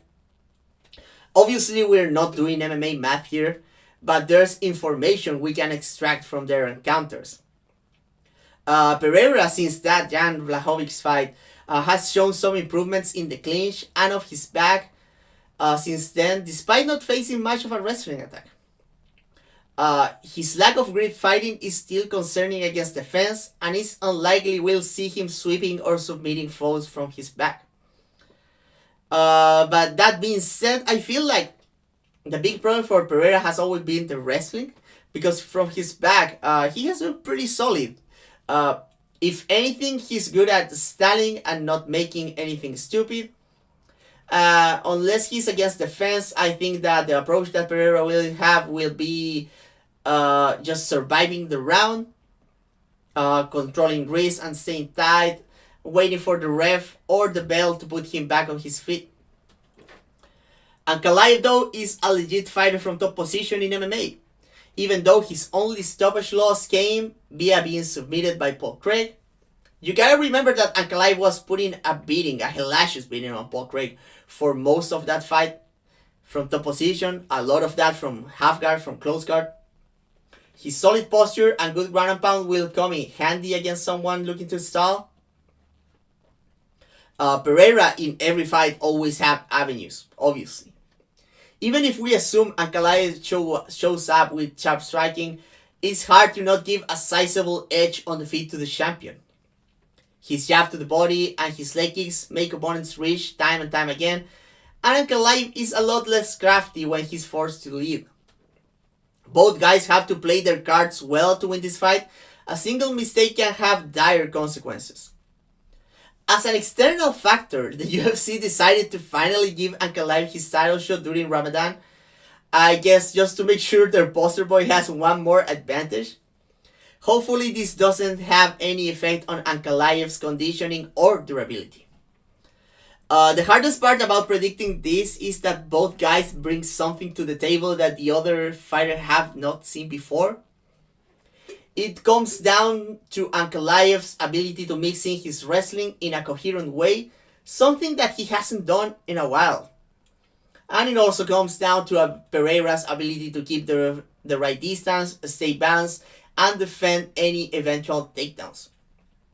Despite everything, I feel like Ankalaev is going to show up with the right ideas, and while Pereira has shown improvements in cagecraft and wrestling, I still gotta side with the more comprehensive MMA fighter in this fight.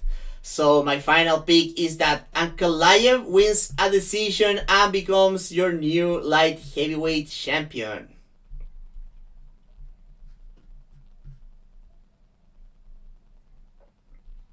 Okay, let's get back to the...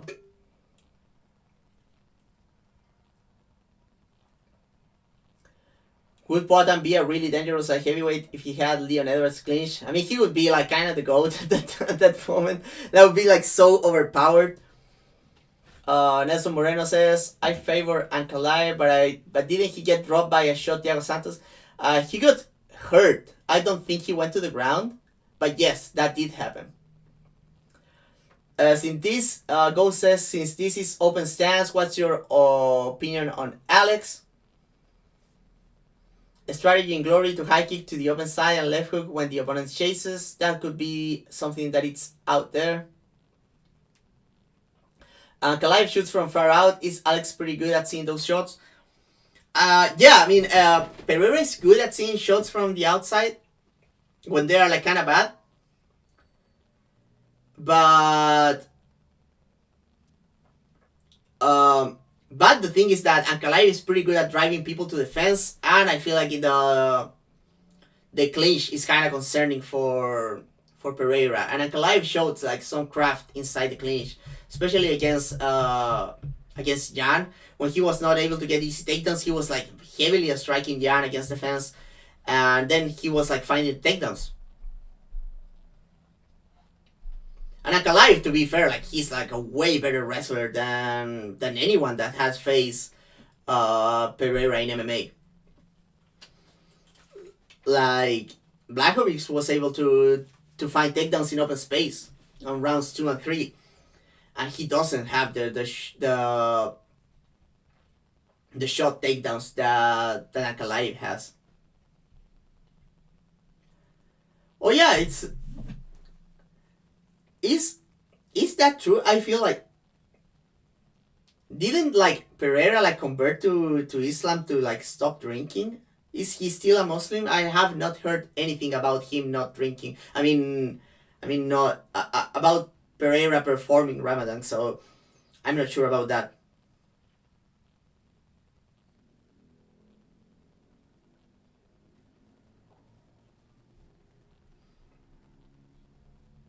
He supposedly converted to Islam in 2015, but who knows, right?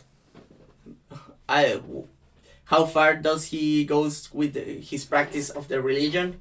We don't know. Okay, let's get to the final part of the pod here.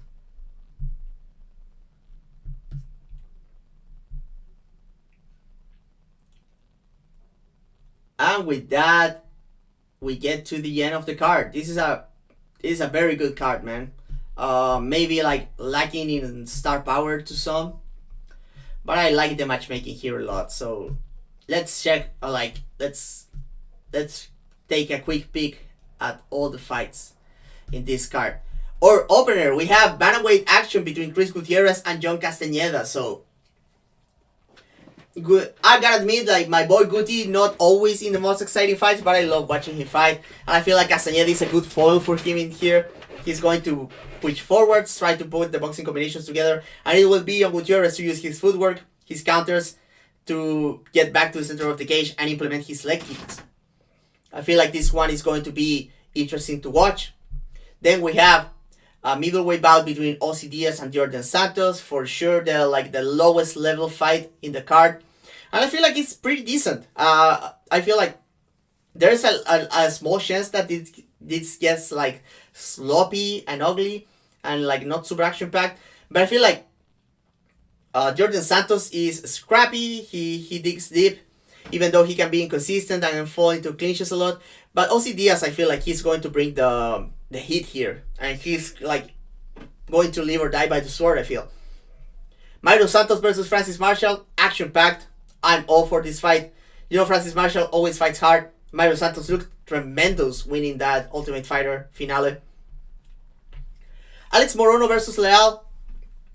I feel like Leal can be boring at times, and so can Alex Morono, but I feel like they complement each other pretty well. I feel like Leal will come out aggressive in this fight, and Morono, being the aging fighter here and doesn't have a lot of tools to control the action, will have to scrap with him, and we'll see like a number one rate jank weight scrap here.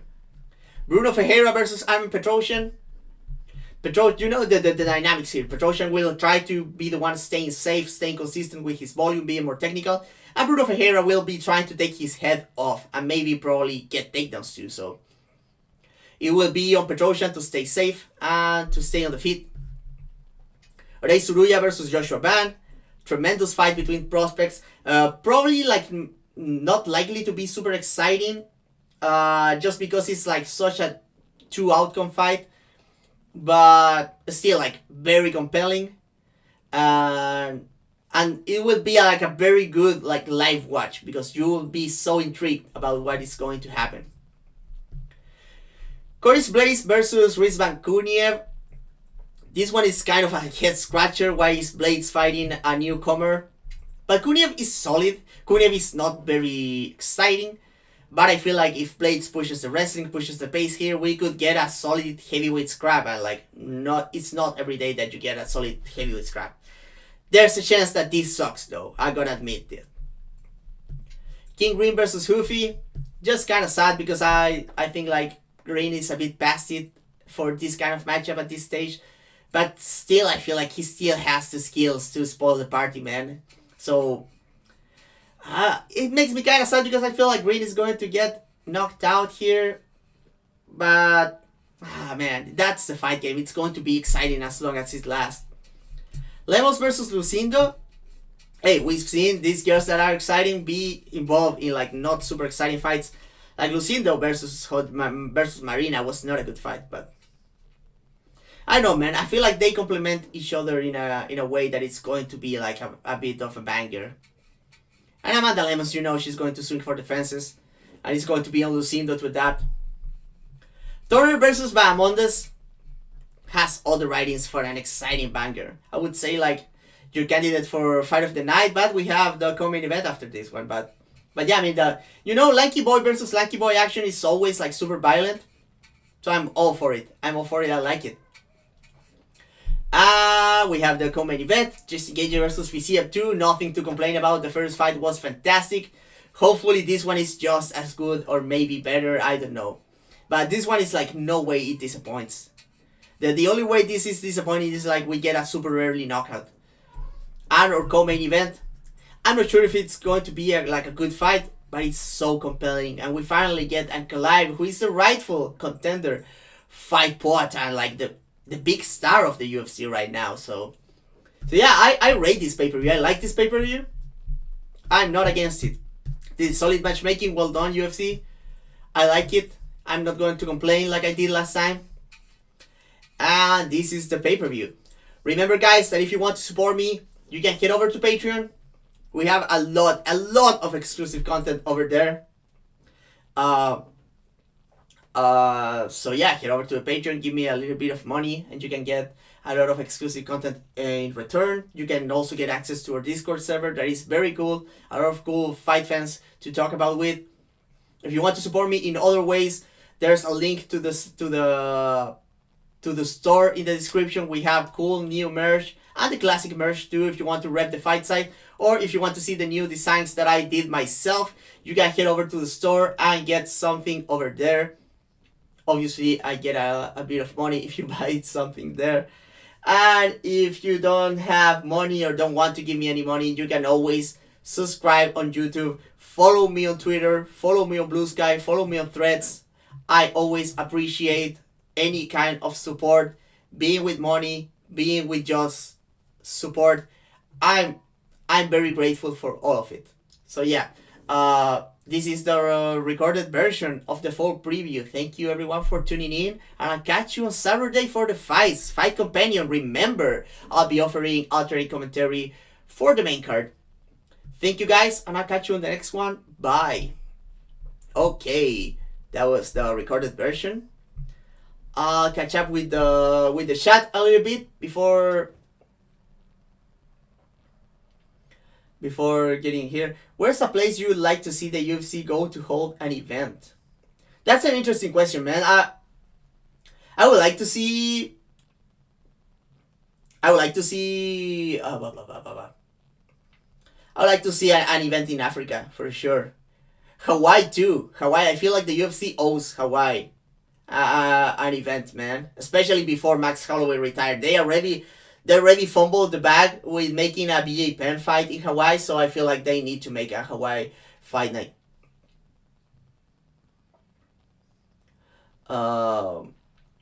Weird question here. Who is the better striking coach, Brad Riddell or John Wood?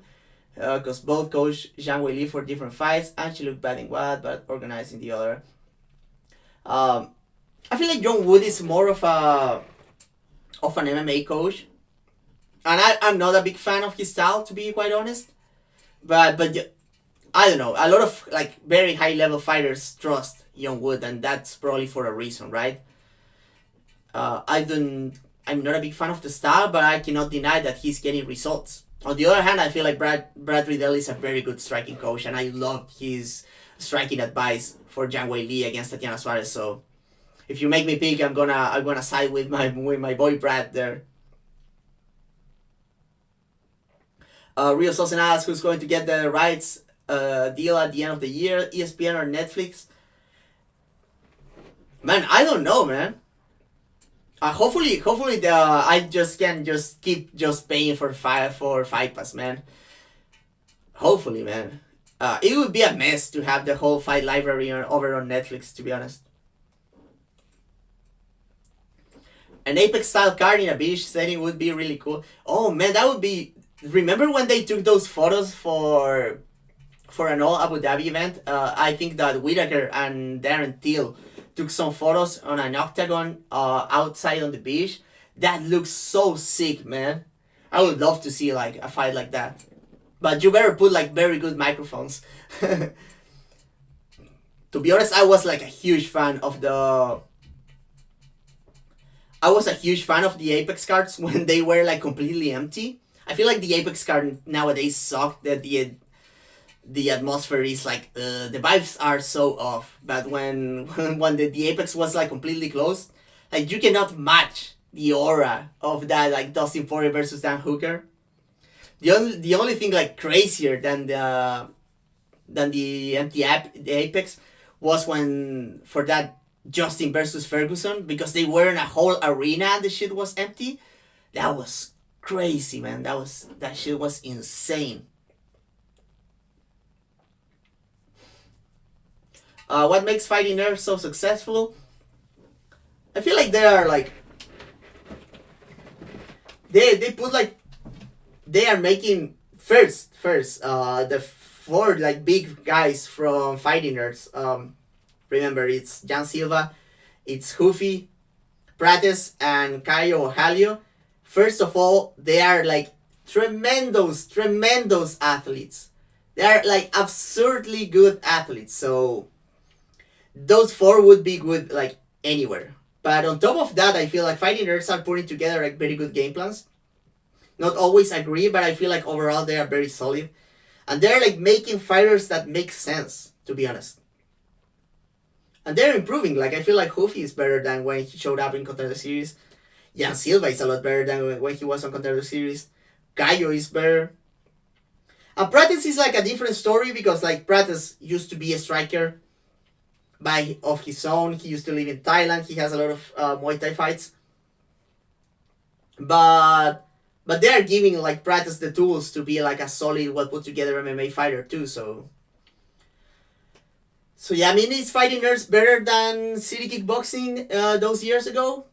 We might have to see, man. I feel like the city kickboxing guys went very far, especially considering that Volkanovski was also with them. But there was a lot of cross training too, while the fighting nerds are more like just them, especially the main guys. A lot of like other fighters spend time in fighting nerds, but fight out of other camps over in Brazil. But yeah, I mean, very interested about the development of fighting nerds, and hopefully we see like a cool rivalry between fighting nerds and shooter box. That would be very cool. It would be just like in the old days when it was like Brazilian top team versus shooter box, yeah. And now it's shooter box Diego Lima. Back then it was the shooter box from Rafael Cordeiro. But yeah. I guess that if we don't have any more questions, we'll leave it at that, guys. Thank you so much for joining, guys. We have fun with this one. Hope to see Ruffy versus Oliveira. I mean, Oliveira is like above Mauricio Ruffy at this. If I would have to pick, I would say, oh, Oliveira is going to hurt him bad right now. But it could probably go insane. Yeah, Ruffy does have some. Ruffy does have some tools that are like complicated for Shocky Olives, but I would have to pick Oliveira, man. They're like in different parts of their careers right now. Anyway, that's it with the podcast. Thank you guys for joining me. Hope to see some of you on the Fight Companion on Saturday. Let's watch some fights together, guys. And that's it. Again, thank you. Catch you guys on Twitter. Catch you guys on the Patreon. I'll be putting up a podcast. I'll be putting a free preview on this channel. So if you like that and you want to listen to the whole version, you can head over to the Patreon for just $1 or whatever. Okay. Thank you so much, guys, and I'll catch you on the next one.